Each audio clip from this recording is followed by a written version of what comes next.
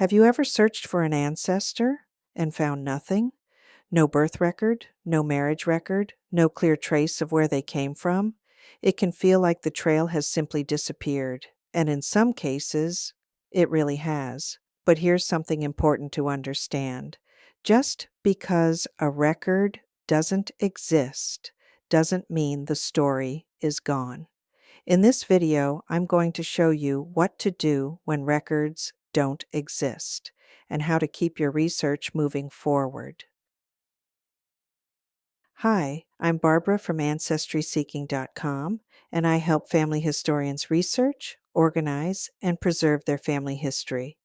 One of the most frustrating moments in genealogy is when you realize the record you need simply isn't there. But over time, I've learned that this doesn't have to stop your research. In fact, it often opens a different path.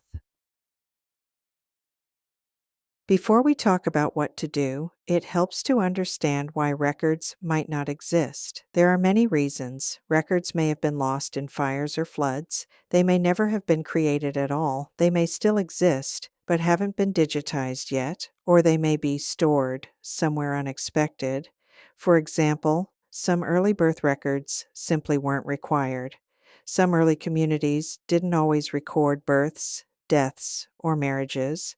Some counties lost records due to courthouse fires. So sometimes the absence of a record isn't unusual. It's part of the history itself, so there may simply be gaps. When records don't exist, the most important thing you can do is shift your approach. So what do? Build evidence indirectly.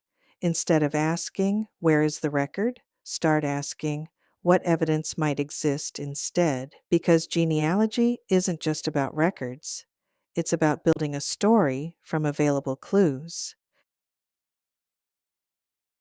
If one type of record doesn't exist, look for something that serves a similar purpose. For example, no birth record? Look for baptism records. No marriage record? Look for newspaper announcements. No death record? Look for probate or cemetery records. These are often called substitute records, and in many cases, they provide just as much information, sometimes even more. So don't forget to also check probate records, land records, and military records. When one record doesn't give you the answer, gather clues from multiple sources and piece them together. Combine information from several sources. For example, a census record might give you an age. A marriage record might confirm a location. A death record might suggest a birth year. Individually, they may not be enough, but together, they begin to form a clearer picture. This is how many genealogical conclusions are made. Another very common issue is that the record exists, but it hasn't been indexed. That means it won't appear in a simple search. So you may need to try browsing instead of searching. Look through records page by page. Yes, it takes more time, but this is often where breakthrough happens. Sometimes the records exists, but in a place you would not expect, a different state, different country, different type of records, so you may need to think differently. Ask yourself, where else could this information appear?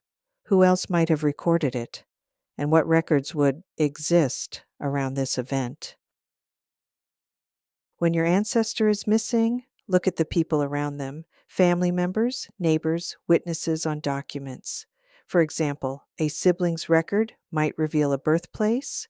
A child's record might list parents. A neighbor may have migrated with them. Sometimes your ancestor is not missing. They're just found through someone else. Context is incredibly important. Ask yourself, what was happening during that time? What records were typically kept? What events might have affected record keeping? For example, war, migration, economic changes.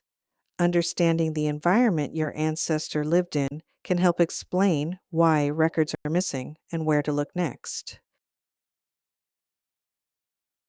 Genealogy often involves pattern recognition. Families followed patterns, naming patterns, migration patterns, and occupational patterns. For example, if a family moved every 10 years, where would they likely go next? This kind of logical thinking can guide your search when records aren't available.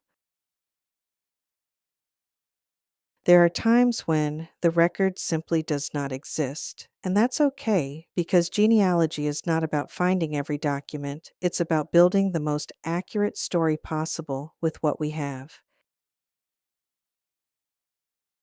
If you feel stuck and nothing seems to be working, step back and reevaluate. Review what you already know. Sometimes the clue you need is already in your research, waiting to be recognized. Genealogy is like a puzzle. Not every piece is available, but that doesn't mean the picture can't be completed. Even when records are missing, your ancestor's story still exists. It may be incomplete. It may take time to uncover, but it is not gone. And often, these are the stories that require the most creativity and become the most meaningful.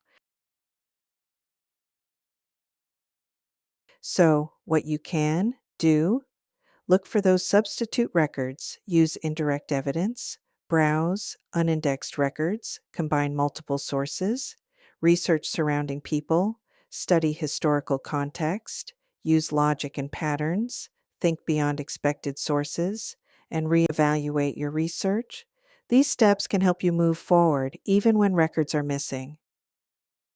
Thanks so much for joining me today. If this video helped you, consider subscribing so you don't miss future genealogy research tips.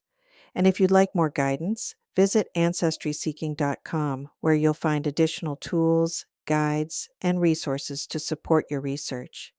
And remember, even when records don't exist, your search doesn't have to stop.